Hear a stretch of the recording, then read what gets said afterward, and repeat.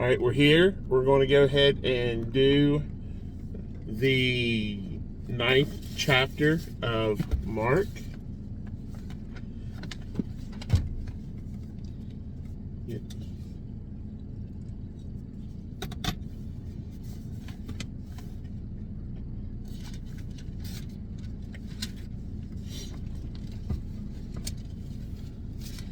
All right. And he said to them, "Assuredly I say to you, that there are some standing here who will not taste death till they see the kingdom of God." Present with power. Now after 6 days, Jesus took Peter, James, and John and led them up on a high mountain apart by themselves, and he was transfigured before them. His clothes becoming shining, exceedingly white like snow, such as no launderer on earth can whiten them. And Elijah appeared to them with Moses, and they were talking with Jesus. Then Peter answered and said to Jesus, "Rabbi, it is good for us to be here, and let us make 3 tabernacles, one for you, one for Moses, and one for Elijah." Ain't it funny how Peter will stick his foot in his mouth a lot, because he just has like diarrhea of the mouth.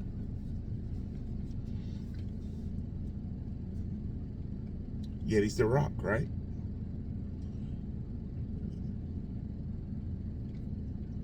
Actually, no, the rock on which he built. They named him Peter for Petros. You got Petros. Kind of a neat study if you want to look into it. Anyways.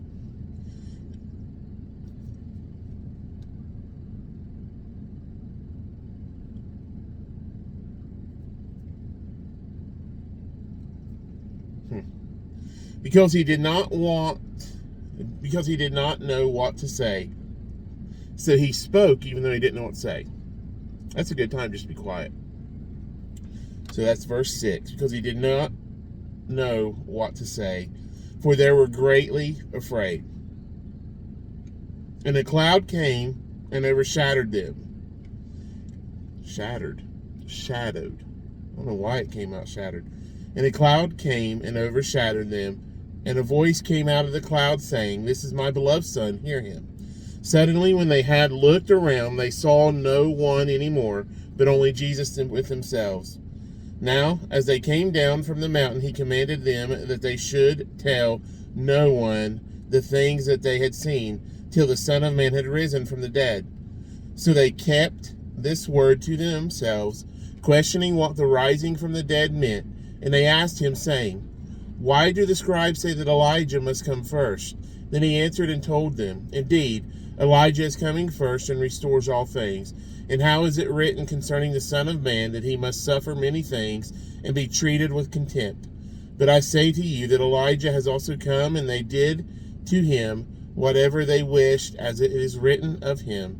And when he came to the disciples, he saw a great multitude around them, and scribes disputing with them. Immediately when they saw him, all the people were greatly amazed, and running to him, greeted him. And he asked the scribes, "What are you discussing with them?" Then one of the crowd answered and said, "Teacher, I brought you my son, who has a mute spirit.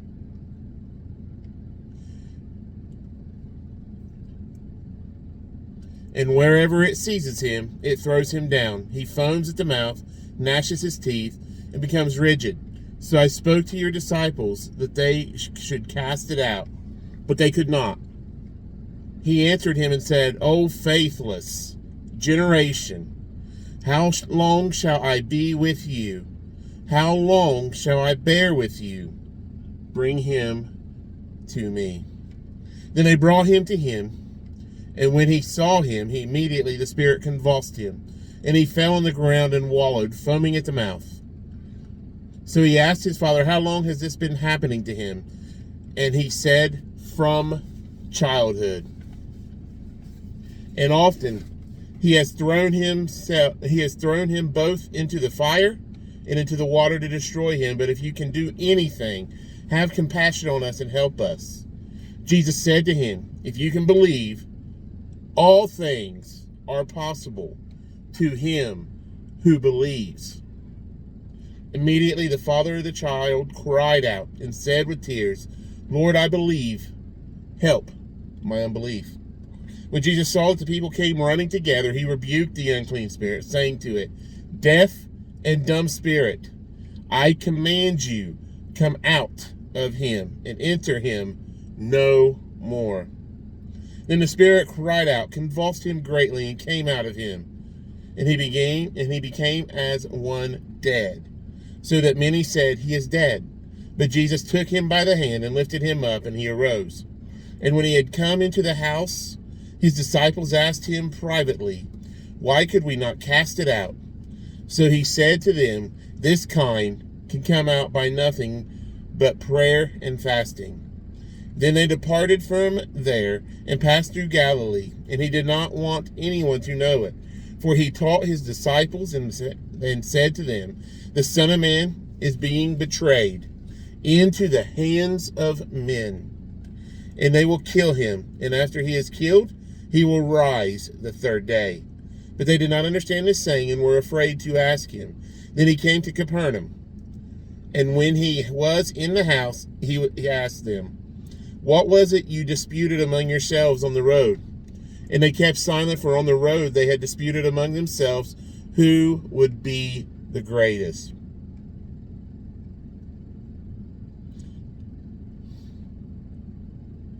And he sat down, called the 12, and said to them, "If anyone desires to be the first, he shall be the last of all, and servant of all." Then he took a little child and set him in the midst of them. And when he had taken him in his arms, he said to them, "Whoever receives one of these little children in my name receives me. Whoever receives me receives not me, but him who sent me." Now John answered him, saying, "Teacher, we saw someone who does not follow us casting out demons in your name, and we forbade him because he does not follow us."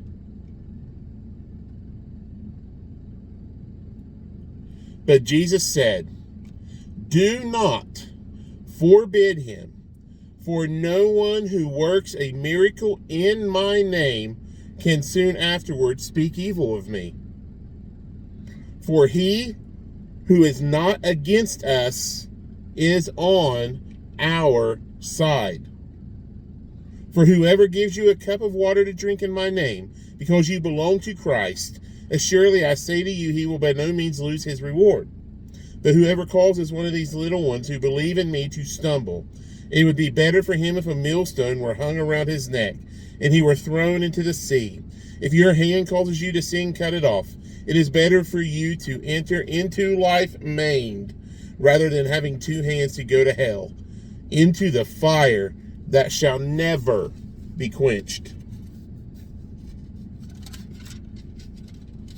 Where their worm does not die, and the fire is not quenched. And if your foot causes you to sin, cut it off. It is better for you to enter life lame, rather than having 2 feet to be cast into hell, into the fire that shall be quenched, where their worm does not die, and the fire is not quenched. And if your eye causes you to sin, pluck it out. It is better for you to enter the kingdom of God with 1 eye, rather than having 2 eyes, to be cast into hellfire, where their worm does not die, and the fire is not quenched. For everyone will be seasoned with fire, and every sacrifice will be seasoned with salt. Salt is good, but if the salt loses its flavor, how will you season it? Have salt in yourselves, and have peace with one another. Chapter 9, Mark.